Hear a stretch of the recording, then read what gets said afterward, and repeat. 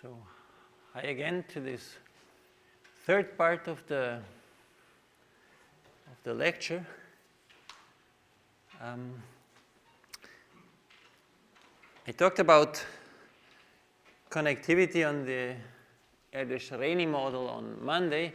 I talked about the connectivity on random geometric graphs yesterday. So we'll first make a brief proof sketch of how to prove connectivity in a graph with a given degree sequence, and then we'll leave behind the connectivity issues and talk about giant components in different regimes. So probably the class today will be known for many of you, but I hope that at least from tomorrow on, then it will be maybe newer. So, okay. What are random graphs?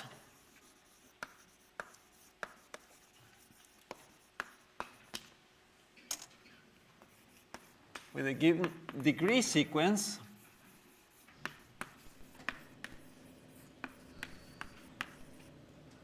Well, a random graph with a given degree sequence is that you prescribe in advance the degree of each vertex, and then you want to pick uniformly at random a graph among all these graphs satisfying the constraints. So prescribe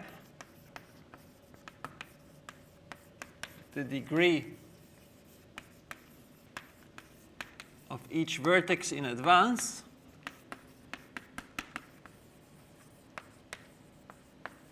and then take uniformly at random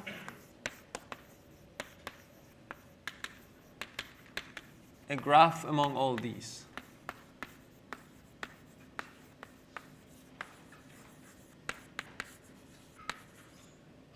Okay, so the initial degree sequence,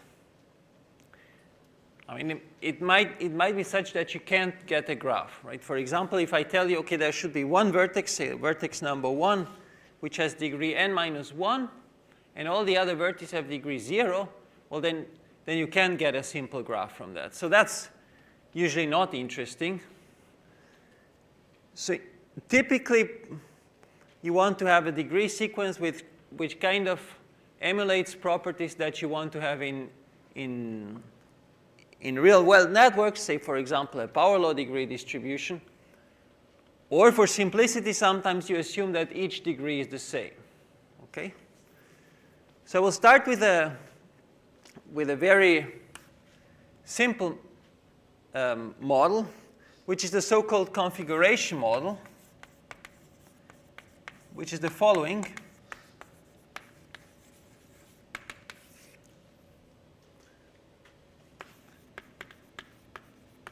Given degree di for each vertex,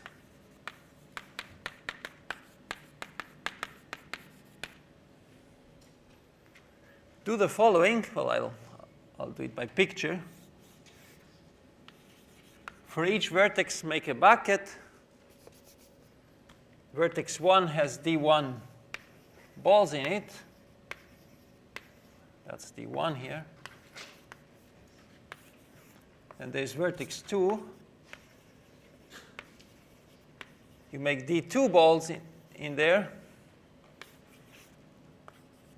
and so on. For vertex 3, you make d3 balls, and so on. And in the configuration model, what do you do? Well, you pick just a uniform matching among those points. How do you do that? Well, you pick, say, the first one here, and you match it randomly, uniformly at random to any of those points. So, for example, to this one, okay? Then maybe the next one is this. It could happen that you, for example, also hit this one. The next one. This one is already taken. You want to find a matching. Then there's maybe the third one. Well, this maybe could be matched to this one. This one will be matched, say, here. And you get a graph and you get the matching like this. Right? And then the graph you obtain is something like this, where you make your vertex 1, 2, 3 here, and you forget where in the bucket the ball was, and you just put the edges. So for example, from 1 to 2, you have 2 edges, right? So there's now two edges going there. And there is even a loop here. Yeah, and you get this, and this. And there's one edge missing, this one. So you obtain a multigraph, right? It can happen that with the configuration model, when you do these matchings in this way, you get a graph that is not a simple graph, meaning you might have double or even triple or more edges, or you might also get loops, right? So you can already see if you have here vertices with very high degree, then this is maybe not a good model, right? But if every vertex has a small degree, then there should be a reasonable chance to get a graph where there is no double edge and where there is no loop either. Okay? Okay. So this model behaves differently from both the Erdős-Rényi model and the random geometric graph model. And here's the first example, or the first, we can say proposition. Let di equal 3 for each I. So we look at a graph where we prescribe degree 3 for each vertex. We want a 3 regular graph, and among all 3 regular graphs, we want to pick one uniformly at random. And then the claim is that AAS, a graph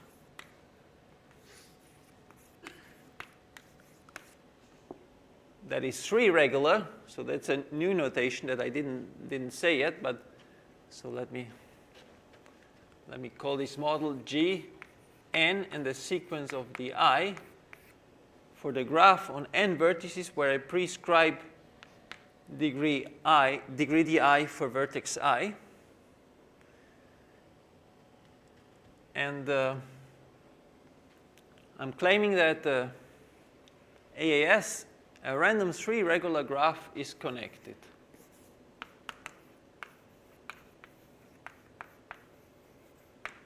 Okay, so this is just, since I said we looked at connectivity of GNP and of random geometric graphs, I want to finish connectivity. So we look at a relatively sparse graph where each vertex has degree 3. So we have 3n over 2 edges, much less than in the Erdős-Rényi model, where the connectivity threshold was such that the average degree was log n. And similarly, in the random geometric graph, the average degree was log n. So here already, for an average degree of 3, we're connected, asymptotically almost surely. Okay? How do we do that? Well, this is a very sparse, this is a sparse model where we have just a constant number of edges incident to each vertex. And there, this configuration model by Bolobás introduced in the beginning 80s works well. So we can just take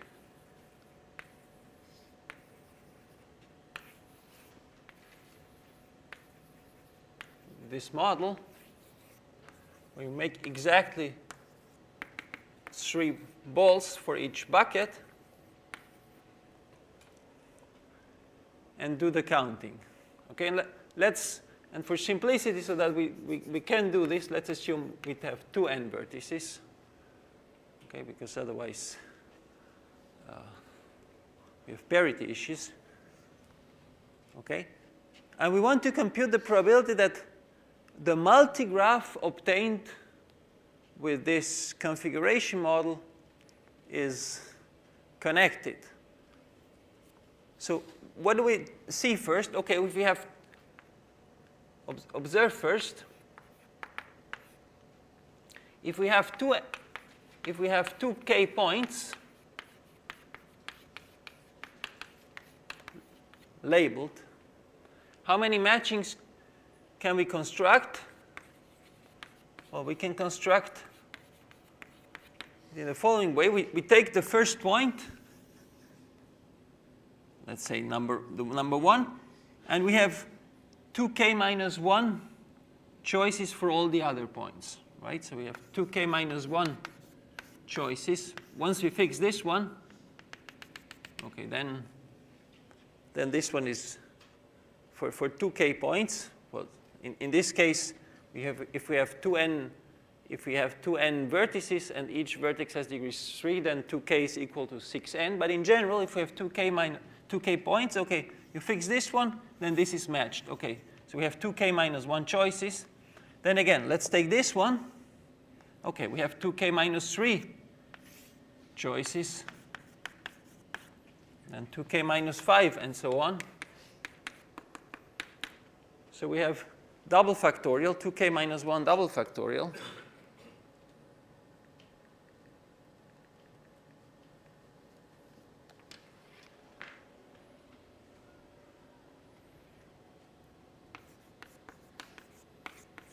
And if you do the numbers, then you see that this is 2k factorial divided by 2 to the k factorial. Okay. So if the graph were not connected, then it would mean that we would have to find a subset of the points here, such that all the edges go within here, and another subset of vertices such that all the edges go here. So the probability that the multigraph obtained in this way, G, obtained by configuration model,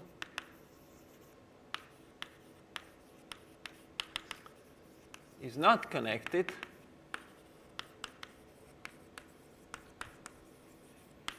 well, that's the probability that there exists a partition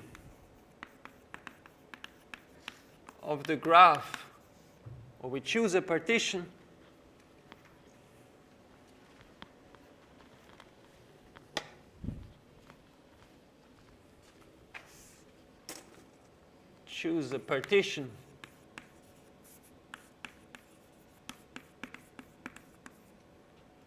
of the 2n vertices into, say, 2L vertices on the left and 2n minus 2L vertices on the right, where L is between 1 and n minus 1, such that there's no edge in between.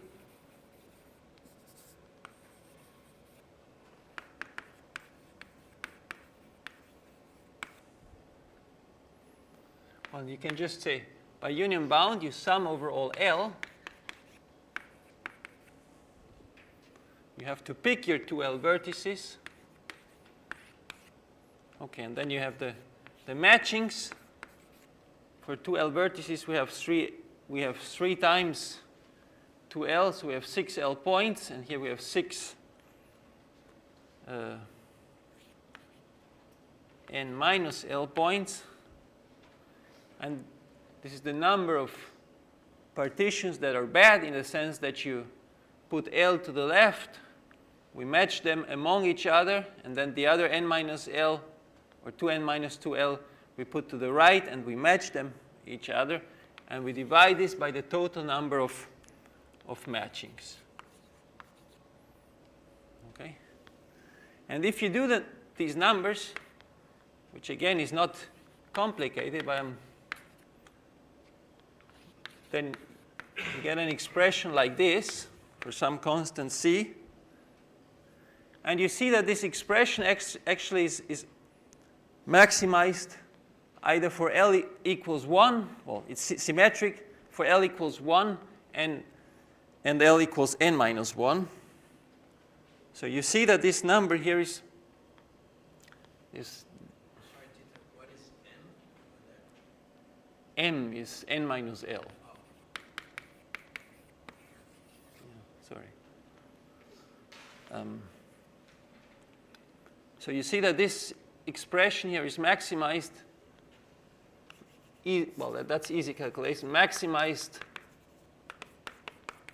star is maximized for L equals 1 and L equals n minus 1. And the probability to, if you do this, well, if you do this carefully, then you see that this is like 1 over n, this probability. Okay, so believe me on this. This is not difficult. What's more important here, okay, this is a proof that the multigraph obtained in this way, or that a random multigraph obtained in this way is connected. But observe that if you have a simple graph, a graph where you don't have a double edge and where you don't have a loop, the probability of each simple 3 regular graph to be obtained in this way is exactly the same. Yeah? So this is not true if we had a multigraph, because you have a factor of 1/2 for each, or 1 over j factorial for each edge appearing j times. So the point is that each simple graph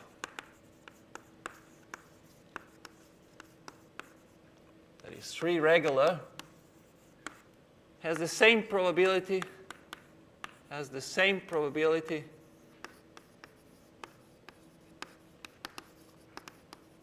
to be obtained in this model.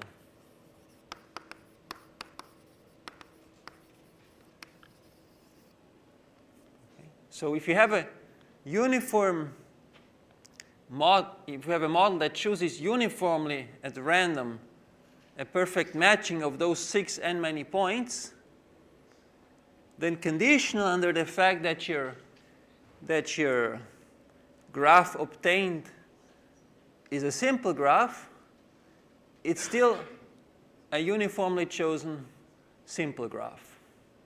Okay, because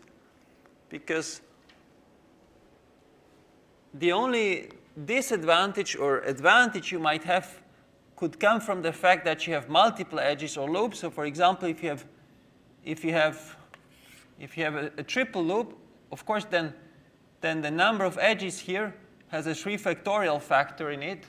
So those graphs appear with a slightly different probability. But if you condition under the graph being simple, well, then it has the same probability to be obtained. So in particular, it's a uniform model. It's a uniform graph. So what remains to be shown, so that we prove the fact that a graph that is simple is connected, is the fact that this model actually produces with a decent probability a simple graph, right? Because if it were the case that, okay, this is with high probability connected, but the probability that you get a simple graph were so small, well, then we cannot transfer this result, right? So we needs to be shown, remains to show,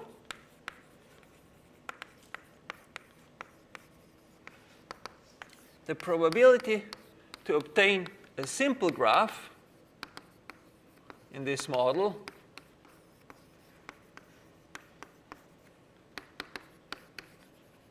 is bounded away from 0.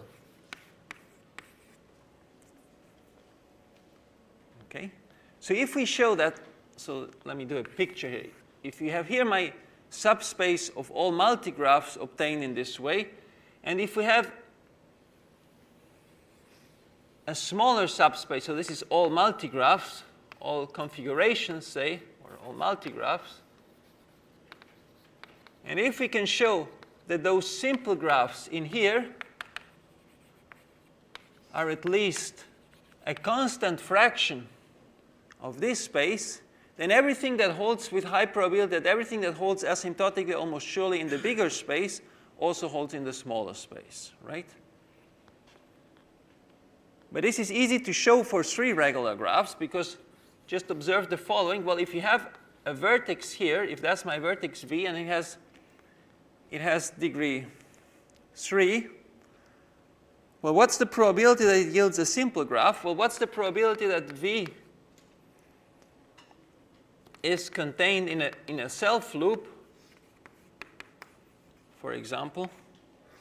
Well, it could happen, right, that if I'm picking this vertex, initially there are 6 endpoints. It could happen that is either connected to this one or to this one. That's what I don't want, right? So this is the probability that you have the first one matched to one of these two, which is 2 over 6n minus 1. Or it could happen that the first edge goes somewhere else, which happens with the complementary probability.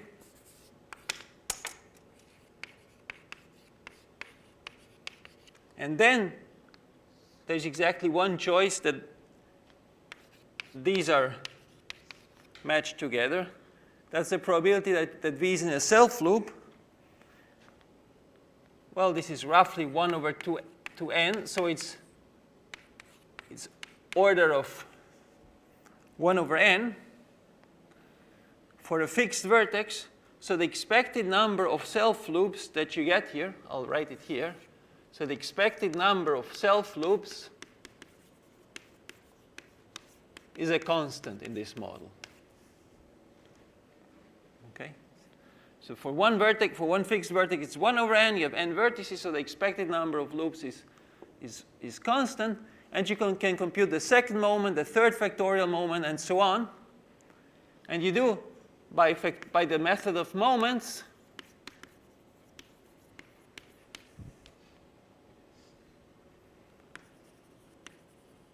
You see that the probability of, or that the number of loops is a Poisson random variable with some certain constant c. So there is a positive probability that there's 0 loops, right? So if the number of loops is a Poisson random variable, then there's a constant probability that this is 0. And the same holds for multiple edges. Same idea for multiple edges. Okay, so I'm not doing the calculations. But you have loops being a Poisson with constant intensity, multiple edges being a Poisson random variable with constant intensity. So both together could be 0. So there is the probability that both of them are 0 is a constant probability. So there is a strictly positive probability that in this model you obtain a graph that is simple. And since we showed that asymptotically almost surely the multigraph obtained in this way is connected, it holds also that a simple graph that is 3 regular and chosen uniformly at random from all those 3 regular graphs will be connected. Okay? The so-called configuration model. And you can see, well, this proof works well because we have just degree 3 here. If we have some vertices with higher degree, or if the degree sequence is like a very unbalanced in the sense that we have some vertices that have high degree, well, then this is not working anymore, because then the chance that you get a multiple edge will be much higher. So in particular here, it's kind of much harder than in the previous models to get monotonicity results. So if I'm adding, for example, if I'm taking a 3 regular graph and I'm adding a lot of balls for one vertex, then you cannot immediately say, okay, since the 3 regular graph was connected, after having added all those balls, the new graph will also be connected. So this monotonicity argument this fails. So you have to do some different ideas.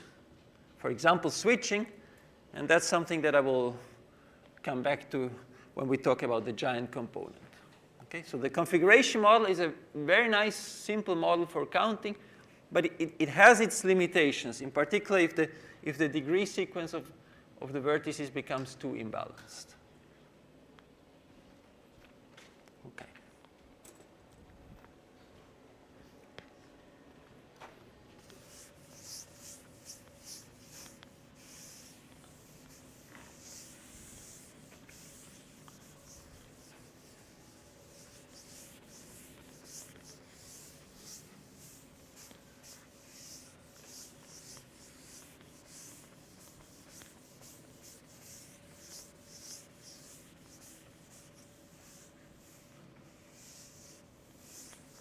Okay, so that was about connectivity. That's all I wanted to say about connectivity in different models. So far, the models have not been the most appropriate for modeling random networks. But they are the most basic ones, and they introduce many proof ideas that then can be used. So we had models that had a geometric flavor yesterday. This one has a non-geometric. There's no geometry here. There's just a degree distribution that is prescribed. And of course, typically you want to have all those aspects together. Okay, but before talking about those models, let's switch the focus now from connectivity to having a giant component. So from now on, let's look at the property that G contains a linear-sized component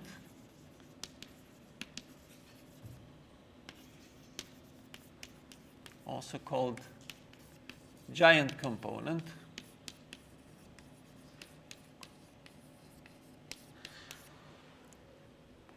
And when I say a graph contains a linear-sized component, in principle, there is the chance that there could be 2 or 3 or more, right? Because if I'm linear-sized means, okay, if I have n vertices, there is a connected component of size, say, at least Cn for some constant C. But you could, depending on the model, have different giant components. It will not happen in the models that we looked at now, but you can, for example, think about hyperbolic geometry, for example, where in contrast to those models on Euclidean random graphs, you will have regimes where you will have infinitely, or you will have a number of giant components that is not just one. Okay, but let's go step by step. Okay, so when talking about linear-sized components, let me go back first to G and P, to the Erdős-Rényi model, the first lecture.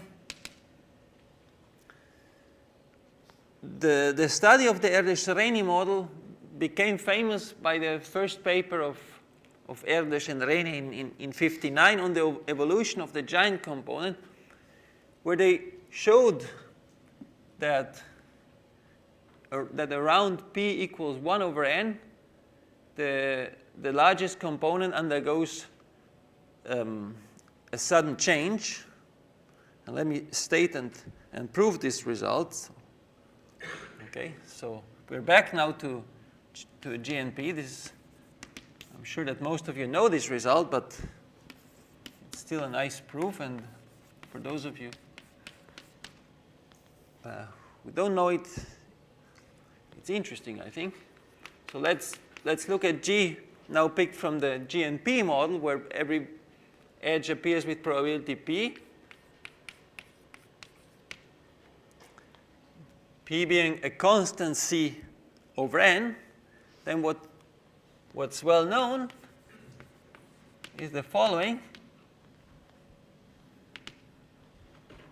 Asymptotically, almost surely around c equal 1, a jump happens, namely if c equals 1, the largest component of the graph, L1 of G, this is by definition so let me say here, Li is the ith largest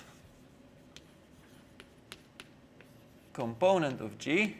You order them according to sizes, and the largest component in the regime where c is smaller than 1 is logarithmic.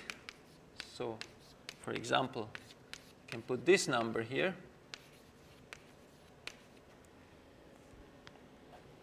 And if c is larger than 1, then it's already linear.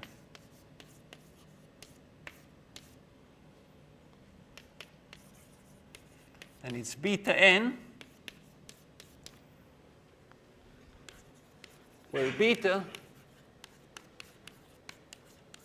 is the unique solution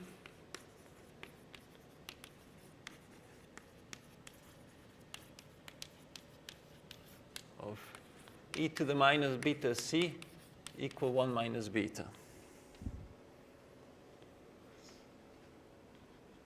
Okay, so it's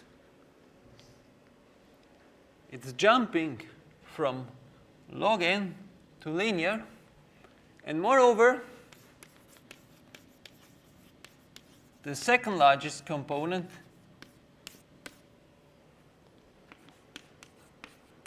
is at most log n. So this is a result that most of you know, I guess. Can I ask, who has not seen this result before? Okay, there's still a few. Okay, good. Well, then I'll explain that. Okay. So what happens here? So if we have here P, and if we have here 1 over n, and if I'm plugging in L1G scaled by n here, well then it turns out that until this point, this number is 0, and then it starts to increase. Okay, so even if you look at the giant component divided by n, okay, log n over n, that tends to 0 as n tends to infinity. So the largest component here is log n, and then for c larger than 1, it's already linear, right? So as this c tends to 1 from above, well, this beta tends to 0. And much more precise results are known, right? So if you ask me, or if you ask other people in the audience what happens right at 1 over n, well then it's well known that the second order term, so let me just remark this. If c equals 1, well then the scaling depends on the good scaling, the good zooming, the good scale to see more details is 1 over n plus lambda times n to the minus 4/3. Okay, so if you look at this, if the first term is of the order 1 over n, then the second term has to be of that order, so times some lambda, so that you can get more precise results on the size of the giant, right? So in particular, if this lambda, for example, is constant, say 0, for example, 0 doesn't have a particular importance in this regime, but if lambda is a constant, well then what will happen is that the largest components will be of order n to the 2/3. There will be a constant number of components of the order n to the 2/3, and a lot is known about the distribution of those component sizes. So in particular, if you've heard about this, they converged to an object which is the so-called continuum random tree. Okay, but let me not go into that. And if lambda tends to infinity, well then the largest component is already much larger in order than the second largest component, so it's strictly larger than n to the 2/3, and it's strictly larger. So there is one that is a dominant component. It's not yet a giant component, but if lambda tends to infinity, there's one that is larger than the others. If lambda tends to infinity, this is not true, and if lambda is constant, it's also not true. Okay. And another observation is, well, if you look at the case when C is larger than 1, you see that there's sort of duality. The second largest component here is of logarithmic order, whereas in this case, when C is smaller than 1, the first component is smaller than log n. Right? So there is and this is not a coincidence. This is the following.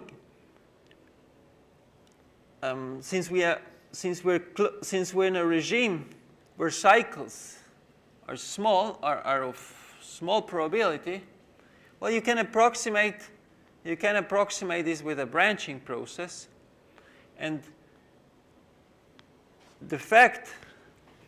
Well, let me draw this. Okay.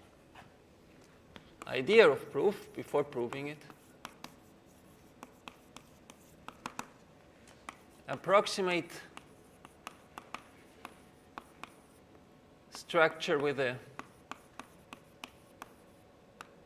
branching process.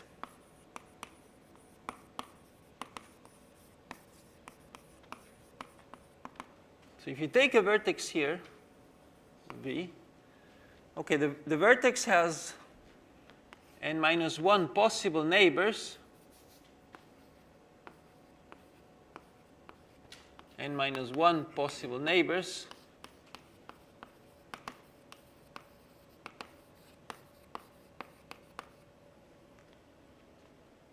how many expected neighbors? n-1 times p, which is c over n.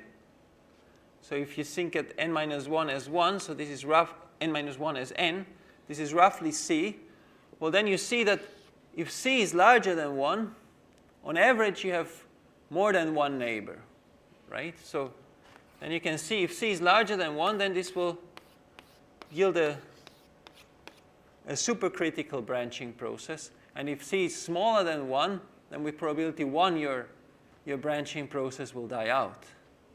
But if c is larger than 1, and you condition under dying out, then what you see is again a subcritical branching process. And that, therefore, if I'm telling you I'm not in the giant component, even though c is larger than 1, and what I'm seeing here will be very similar to a subcritical branching process. And that's why you get another log n. Okay?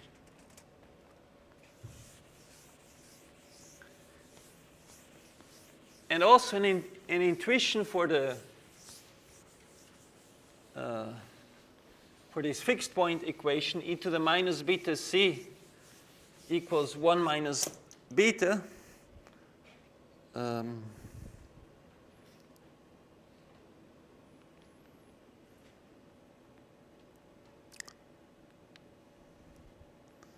So there's another just idea. If you let z be the probability that the random vertex does not belong to the giant component, does not belong to the giant, well, then the intuition for this formula here is the following. If you take a vertex V,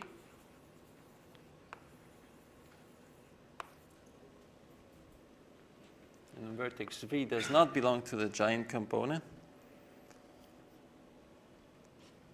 okay, what could happen? So there are other vertices here, v prime, v double prime, v triple prime, and so on. So okay, it could happen that either this edge here is not there, either the edge between v and v prime is not there, which happens with probability 1 minus p. v prime is not an edge. So this happens with probability 1 minus p. Or the edge is there, but this vertex is also not in the giant. Or v is an edge, but v also not in the giant. But v not in the giant. v prime, sorry, not in the giant. And then this is not formal, of course, but since you say, okay, this vertex looks the same as this vertex, this edge is there with probability p. For that vertex, the probability should be the same. So if we call z the probability that the random vertex v is not in the giant, it should be the same for v prime. So this happens with probability pz. So if I'm fixing this vertex, if it's not in the giant, for all the other vertices, it should be that either the vertex is not, that vertex is not in the giant, or the edge is there. Sorry, either the edge is not there, or the edge is there, but that vertex is not in the giant either. This has to hold for all of these vertices. So it has to be, well, so therefore, the probability that this vertex is not in the giant is that for all these vertices, one of those two cases happens, right? So it's either 1 minus p or pz. And that has to hold for all the other n minus 1 vertices. Okay, and if you plug in p equals c over n, then you see that this yields this equation that 1 minus 1 minus z is equal to e to the minus z. So this yields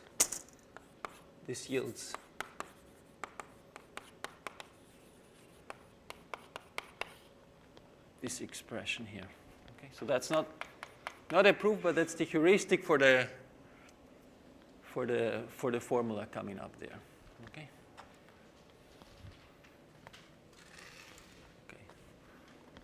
So let me prove this result, or parts of this result yet, because this was a heuristic, of course, because it's not completely true that from that vertex what you see here is already the same, because you already explored some edges. So that's a bit cheating here.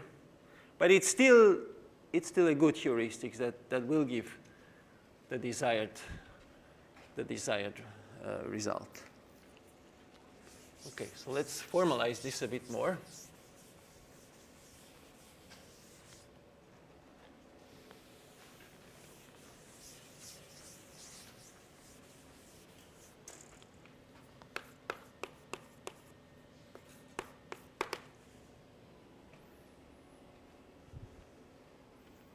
Okay, so the first part is easy.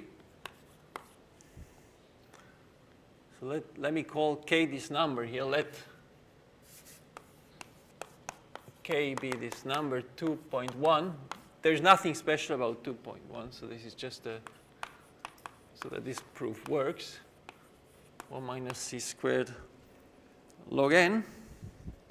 And the idea is we want to bound, goal is to bound the component of vertex v, bound the component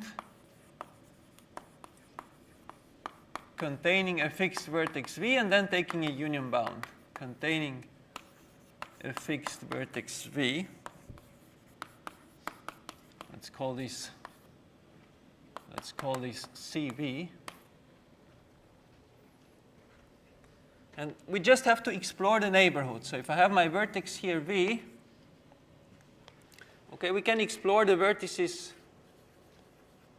say in Breadth first search order in a sense that, okay, I'm checking whether edges exist in such a way that that's my first vertex explored, and then I explore all neighbors, and then in order of the neighbors, I continue and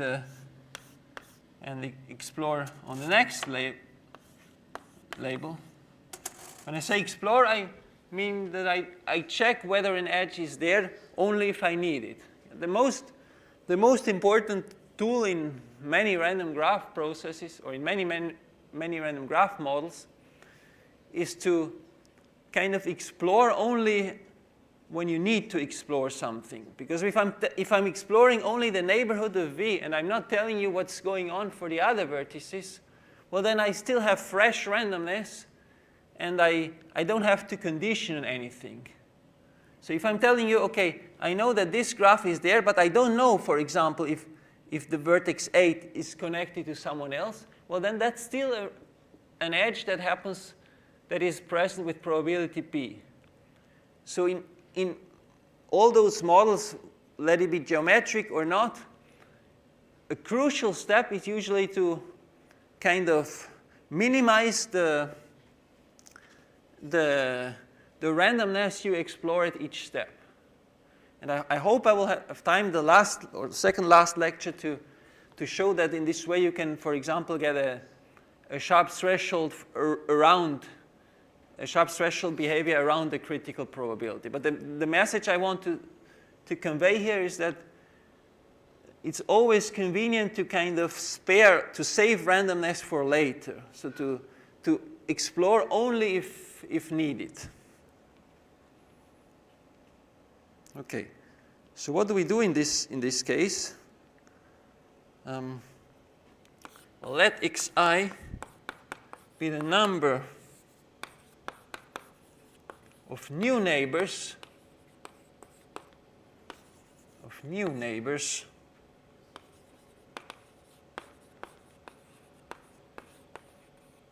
found by the ith vertex in this exploration process, by the vertex I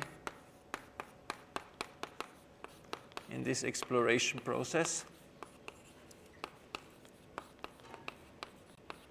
So meaning new neighbors is, for example, if I equals 5, okay, and I find that there is an edge that makes a cycle, for example, this 1, 2, 3, then this does not count. I really just want to count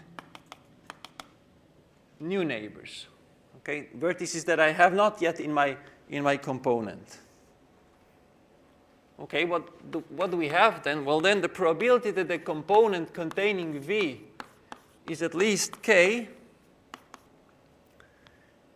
means that the number of new neighbors found by all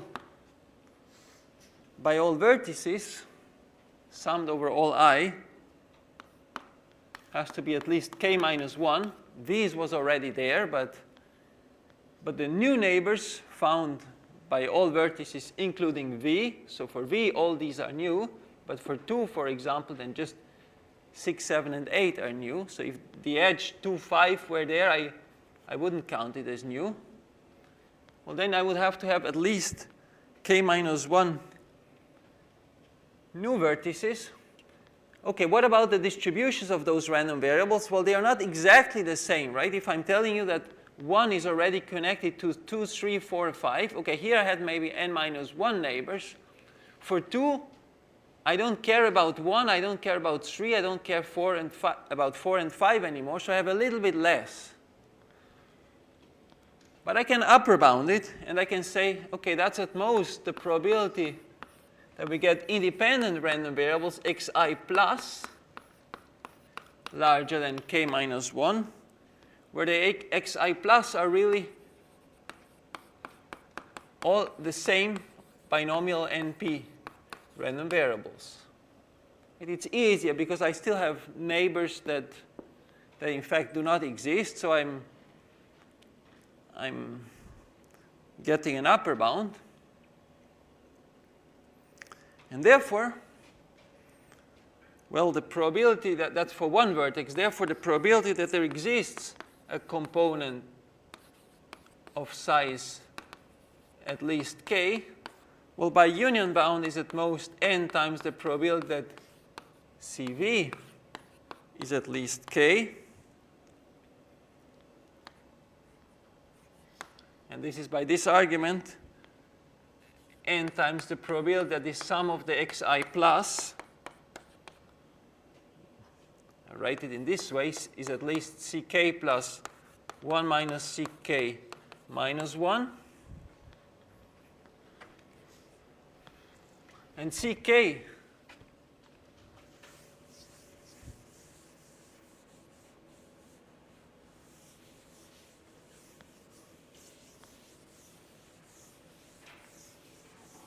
if we have a component of size at least k, well, we have k vertices. For each of them, the expectation of a binomial is np, which is c. So that's the expectation of this sum of the xi plus. And we have to get just a large deviation bound. And Keith told me that he will cover Chernoff bounds today, right? Yes, so I don't have to do that. Okay, so then by Chernoff bounds,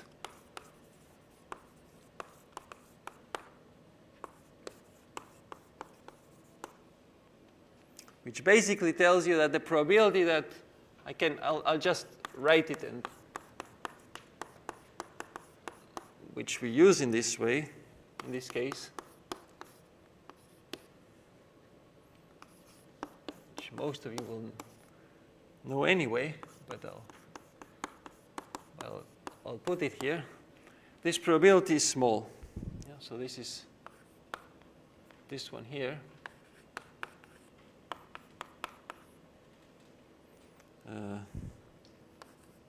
Is something like this, and this is little of 1. Okay, so this asymptotically almost surely does not happen. Okay, so this is the part that shows that if you have a subcritical branching process, or if you have a GNP with C less than 1, then the probability to have a component which is much larger than 2 log n. So you see that's why we put this 2.1 here to beat this term here, tends to 0. Okay. Yeah. Okay. And for the second part, okay, the second part says that we will have a large component. Well, the first part of the proof says that there cannot be two large components, right? I said in the beginning, in principle, there could be two or more large components, but it will not happen. And actually, something stronger will happen here. So the branching process dies out quickly, or it goes on for a while. So we set k minus to be 16 divided by c minus 1 squared log n, and k plus to be n to the 2/3. And the first thing we'll show is that there is no component in the middle. That there is no component, that AAS, no component between those two.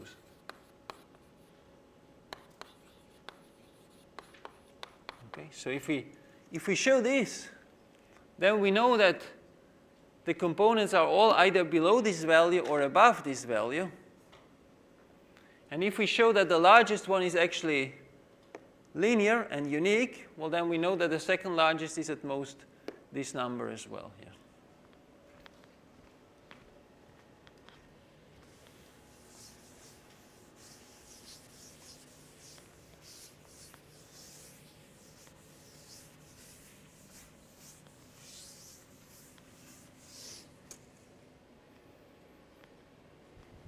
Okay, so let's show this.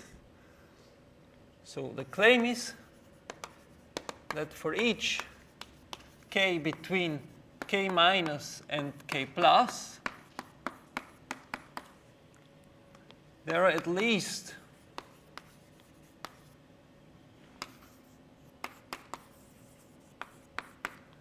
C minus 1k over 2 unsaturated vertices at time k. At time k, where unsaturated means I haven't explored their neighbors yet.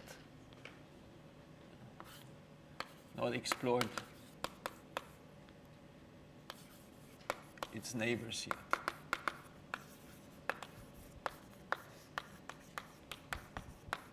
So here's my vertex V. And for example, in the previous picture, okay, I explored those vertices yet, and I know that these are my neighbors of 2, but I haven't explored anything of those vertices yet. So these are unexplored, unexposed, or not yet saturated. And how do we show that? Well, if we had, suppose this is not true, well, if we had less than C minus 1k over 2 unsaturated vertices,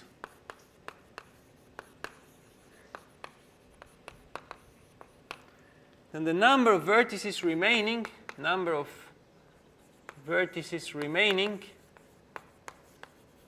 at time k is at least n minus k plus minus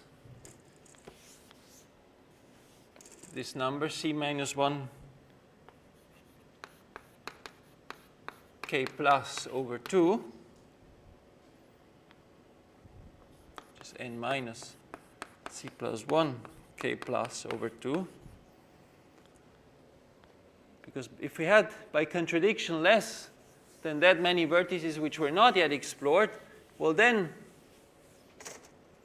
we can stochastically dominate the xi plus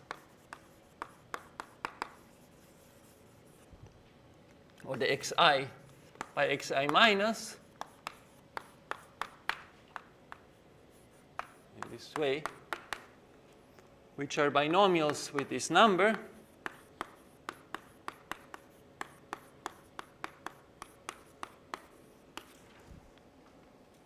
All independent. And then you just compute as before, and then the probability that there exists a vertex having less than C minus 1 k over 2 unsaturated neighbors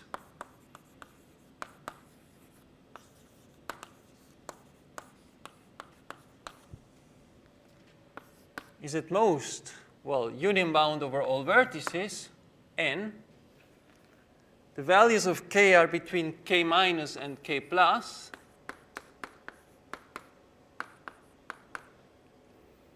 And for each fixed k, we want that the sum of this xi minus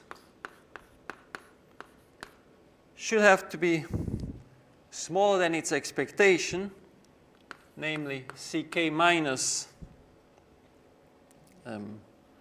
let's say, first k minus 1. We have at most, because the component, that's the number of vertices found so far, plus C minus 1 k over 2 at most.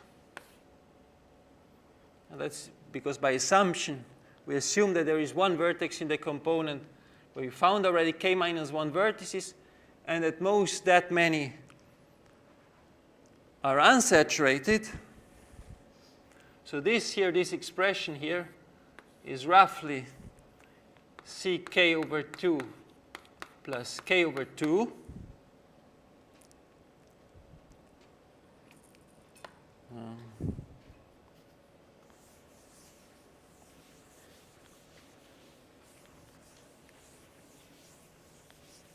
So this probability, therefore, is at most n times the sum over k from k minus to k plus, the probability that we are far from the expectation, namely that xi minus, the sum of the xi minus is much smaller than its expectation with its ck minus basically c minus 1k squared. And here we get again Chernoff bounds. We have an expectation here, but we are far below the expectation. The same argument as before by Chernoff bounds, which are not completely symmetric, but still what they give us is that if we have independent random variables, as in this case, independent binomials, they are well concentrated around their expectation. And this is at most n times, say, k plus for a union bound over this sum. And for each term here, we get exponential concentration. We have to put in the worst concentration, which happens for k minus, which is something like this. That's still, that all that is in the exponent. And this is little of 1. Okay. So the use here is just concentration inequalities. We have a sum of independent random variables, and the probability that they are far below the expectation, namely by that term here, is exponentially small, and that gives this desired bound here. Okay? So this shows that we have no component, almost sure, asymptotically almost surely, we have no component that is larger than this log n, and that is smaller than n to the 2/3 at the same time. It does not show that there is no component larger than n to the 2/3. It just shows that there's no middle ground. So the second part we have to show now is that there's just one unique component larger than k plus. There's show now that there is AAS just one large component.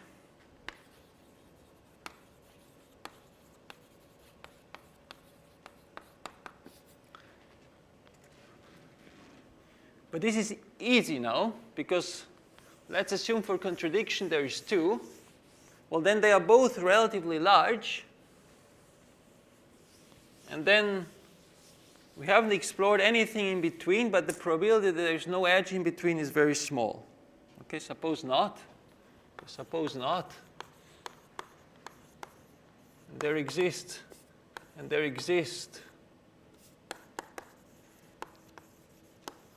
least 2 components of size at least k plus.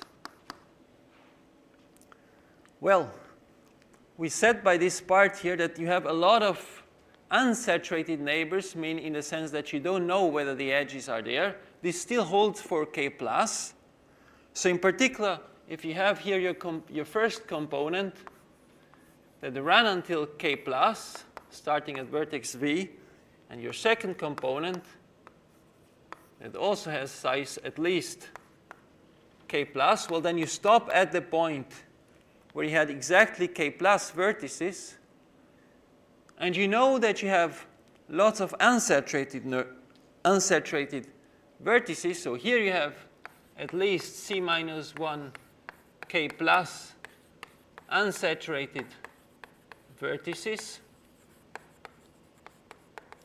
here and here as well. So there will be some vertices like these ones that are not explored yet. So we don't know whether these edges are there. Here the same.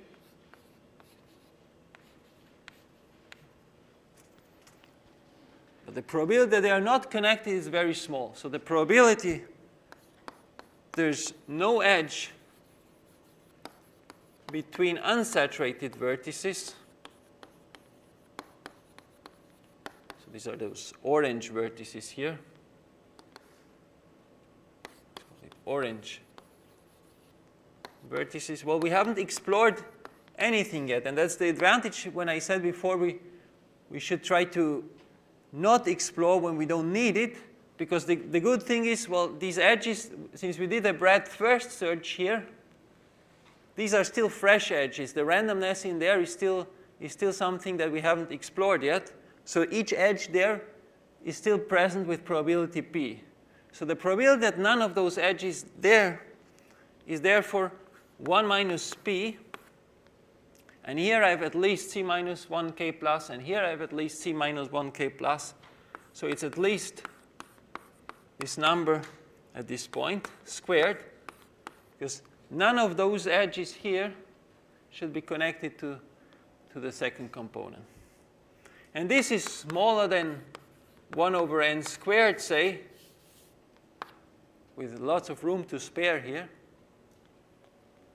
And therefore, for two fixed vertices, you don't have an edge between them. And by taking union bound over all pairs of vertices, you're done. And by union bound over all n squared vertices, pairs of vertices,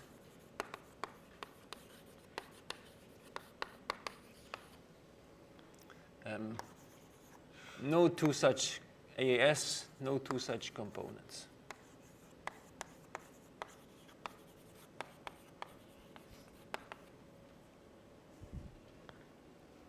Okay, so this is the second part, which shows that there is no two big components. So the last thing that remains to be shown now is the fact that the largest component indeed is linear, but that's also not hard anymore by this branching process of approximation. So what is the size of the now unique largest component? What is the size of the largest component?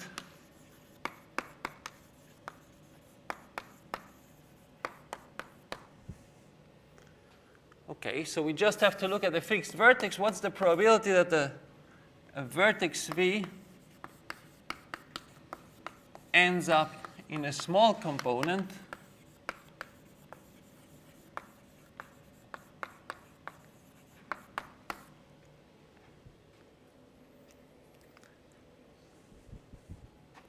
Well, we say that's at most, say, rho plus some tiny error term where rho plus is the probability that the branching process used with those xi minus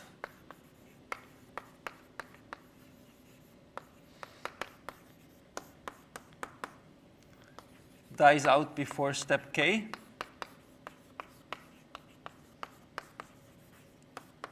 What I mean by small is when I end up in a small component, that I mean of size smaller than k minus. Okay, so this is basically, since we did an approximation here with a branching process, we can say, okay, it's at most the probability that with this xi minus it dies out, but it's at least also with rho minus, where rho minus is the probability that the branching process with those xi plus from the first part dies out, with xi plus, which were just binomials with n and p, dies out.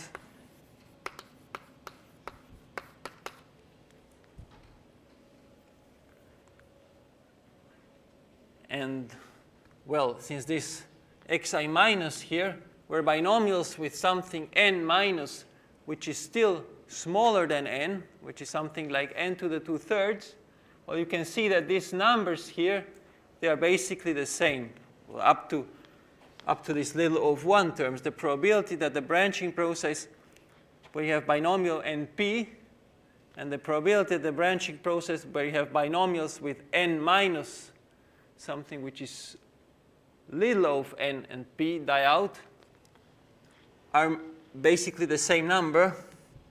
So we have rho minus converges to rho, and rho plus converges to rho, where rho is exactly the solution of this fixed point equation, where rho is exactly the solution of the fixed point equation that I mentioned, namely this one here.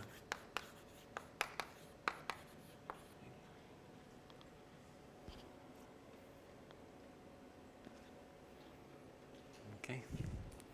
So this holds for a single vertex. So there's a constant probability that it is in a small component, so that with the complementary probability, it's in the large component, and you compute the expected number, and you compute the second moment. So the expected number of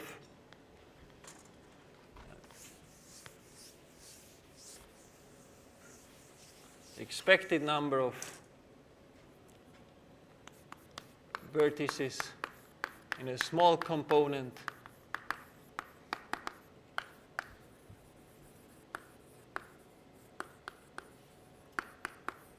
is n times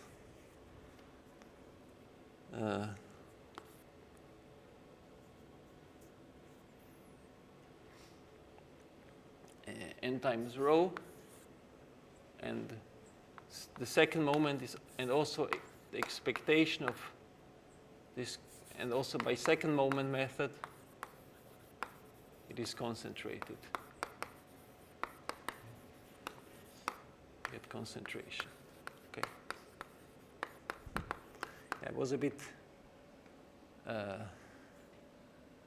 hand waving at the end, but I know that most of you know this, and those who don't know it, when you haven't seen it, it's rather technical.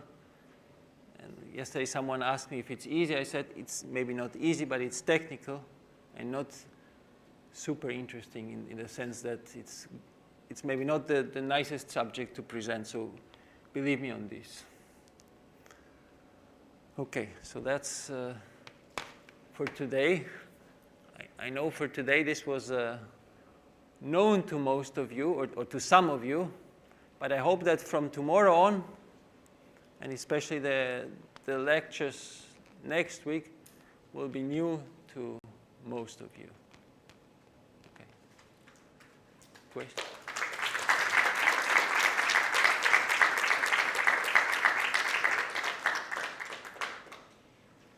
Questions?